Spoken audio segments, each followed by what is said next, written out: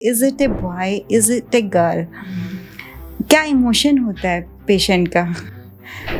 सोचिए अगर ये एक काफ़ी घंटों की लेबर के बाद अगर और घंटों की लेबर के बाद कभी कभी 24 घंटे, कभी कभी 36 घंटे, और लेबर पेन बहुत एक्सक्रूशिएटिंग पेन होता है जिसमें आपको ऐसा लगता है कि जैसे आपकी पेल्विक बोन्स टूट जाएंगी, ब्रेक हो जाएंगी, ठीक है। मतलब सबसे ज़्यादा पेनफुल एक पेन जो माना गया है वो लेबर पेन माना गया है।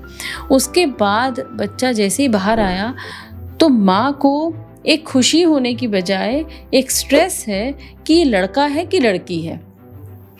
तो वो कितनी दुखी होगी जो ये सिर्फ जानना चाहती है कि लड़का है या लड़की है। उसे इससे परवाह नहीं कि बच्चा रो दिया कि नहीं, बच्चा हेल्दी है कि नहीं, उसको ये परवाह नहीं है, क्योंकि उसे पता है कि अगर शायद ये अगर लड़का है तब तो उसकी लाइफ सुधर गई, और अगर लड़की है तो फिर दुखी हो जाएगी और रोना लग जाएगी कि अब फिर से लड़की हो गई और अब फिर से मुझे वही गालियाँ मिलेंगी, अब फिर से मैं घर जाऊंगी तो मुझे नौकरानी की तरह ट्रीट किया जाएगा, या अगर मैं पढ़ी लिखी हूँ तो सारा टाइम सुनाया जाएगा कि फिर से इसने लड़की कर दी, या चलो दूसरी बार फिर से ट्राई करेंगे और लड़का करेंगे। तो ये इसमें बहुत emotionally this is very wrong if somebody is after having such excruciating pen, वो इस सवाल पर खुश होगी, इस जवाब पर खुश होगी कि ये बेटा है या बेटी। तो मैम, जब आपने अपने करियर के स्टार्ट किया था एज ए डॉक्टर, उस टाइम जो इमोशन होता था पेशेंट का, और आज जब आप एक बड़े हॉस्पिटल में जहाँ पे एकदम रिच क्लास पेशेंट होते हैं, तो आपको क्या कोई इमोशन में चेंज दिखता है? ऐसा भावना कि जो गरीब या जो गवर्नमेंट हॉस्पिटल के पेशेंट हैं वो लोग बार बार डिलीवरी करते रहते हैं, उनके पास वो मीन्स नहीं होते कि इल्लीगल तरीके से जाकर पता करें कि लड़का है कि लड़की है, अल्ट्रासाउंड कराकर, और या फिर उसको गिरवाएं, बच्चे को अबॉर्ट कराएं। इसीलिए वो गरीब होते हुए भी कभी 6 बच्चे हो रहे हैं, 8 बच्चे हो रहे हैं कि एक लड़का हो जाए, ऐसा।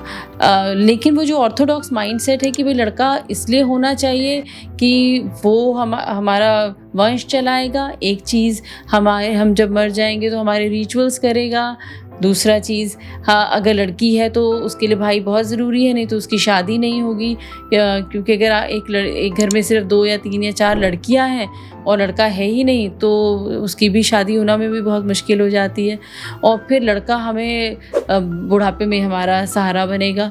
तो ये तो एक गरीब या एक ऐसे लोअर मिडिल क्लास का हो गया ख्याल। लेकिन जो थोड़े से एफ्लुएंट क्लास होती है उनको बेटा इसलिए चाहिए होता है कि उनके पास बहुत पैसा है और वो उनको एक उत्तरदायी चाहिए उसके लिए कि वो संभालेगा, उनका बिज़नेस संभालेगा, उनकी प्रॉपर्टी संभालेगा।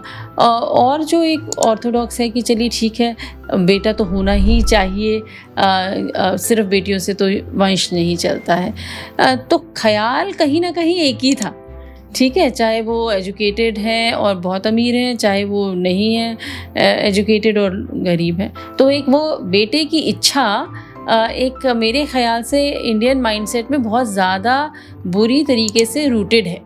ओके, अगेन मैं अपना यही क्वेश्चन आपसे पूछती हूँ, क्या like from that generation to this generation क्या ये इमोशन चेंज हुआ है इस क्वेश्चन के पीछे? हाँ, जेनरेशनल चेंज है।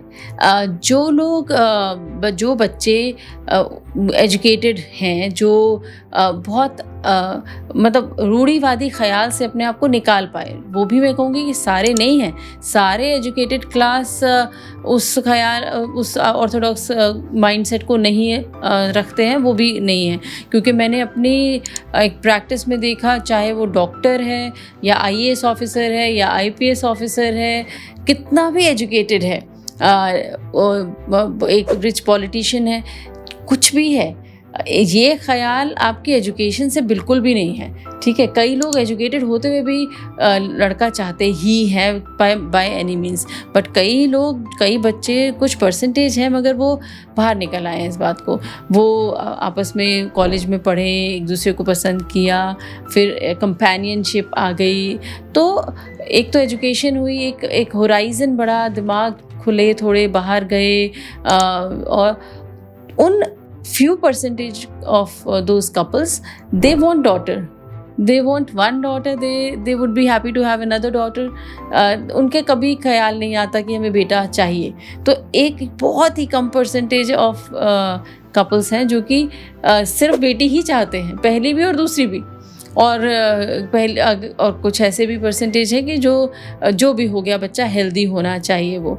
मगर हाँ, यंगर कपल जो न्यूक्लियर फैमिली में रह रहे हैं, जो अब पढ़ लिख गए हैं, वो उन लोगों के ख्याल चेंज हो रहे हैं।